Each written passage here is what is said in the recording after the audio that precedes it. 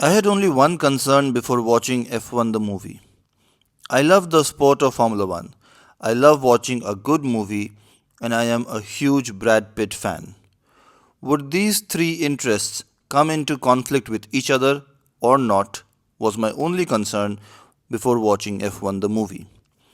After having watched many Formula One races and read about the history of the sport that is Formula One, I believe I have a fair idea regarding what is possible in the world of Formula One and what is not. In an underdog movie like F1 the movie, I did not want the filmmaker to take seasoned F1 fans like me for granted by showing a very hard to believe fairy tale story. But the flip side was if the film is too realistic, like the sport of Formula One, then no sane movie audience member can celebrate a 10th place finish in a race involving 20 drivers, no matter how remarkable that achievement might be in the hyper competitive world of Formula One. Add to that the need to satisfy Brad Pitt fans like me, who were hoping that this movie would do to Brad Pitt's career what Top Gun Maverick did to the career of his interview with the vampire co star Tom Cruise. And now you can understand easily that the balancing act was unenviable indeed. Could this concern be resolved in a satisfying manner by the filmmakers? Let's find out in this video where I will review F1 the movie without any spoilers.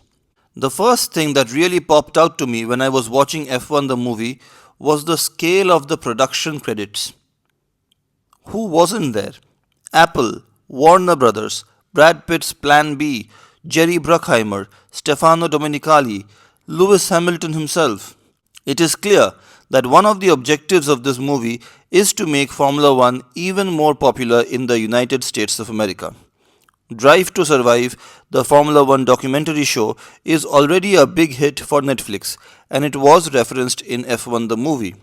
F1 the movie just adds a few fictional characters and a superstar like Brad Pitt to the stuff we are accustomed to watching on Netflix while watching Drive to Survive. My bet is that people who like F1 the movie will go on to watch Drive to Survive on Netflix and then, in all likelihood, become fans of the sport of Formula One. When a film of this gargantuan budget is made, every effort is made to make it accessible to every viewer, whether they like Formula One or not.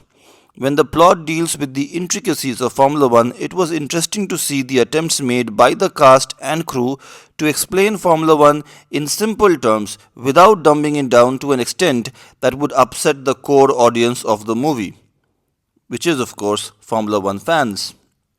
You did not want a situation where people were saying, if you finish on pole, you have 19 drivers behind you. I have seen this phenomenon in Marvel movies, movies that I have been able to enjoy till the Avengers Endgame film, despite never reading a single Marvel comic book in my life. So, sure enough, there is a predictable underdog story, near death accidents, romantic dates that happen and stay in Las Vegas, and a miraculous Hollywood ending. In fact, the predictability of the movie is perhaps its weakest attribute, in my opinion. Whatever I expected to see in this movie, I found that the movie showed exactly that, and nothing more. Almost like Top Gun Maverick, where you go to the theater expecting to see great aerial fight sequences involving fighter jets, and you see exactly that. Similarly, the good thing about F1 the movie is how well they have shot the Formula One races. It did not feel gimmicky at all. It did not feel like it was made for a Hollywood movie camera. It did not add any extra drama while the races were going on. The twists in the races that seem too good to be true are all loosely based on real incidents that have actually happened in the world of Formula One. This meta aspect is perhaps the best thing about the movie. I want to point out one small scene. When a driver crashes on purpose for the benefit of his teammate, the Formula One driver who comes up to congratulate him is one Fernando Alonso.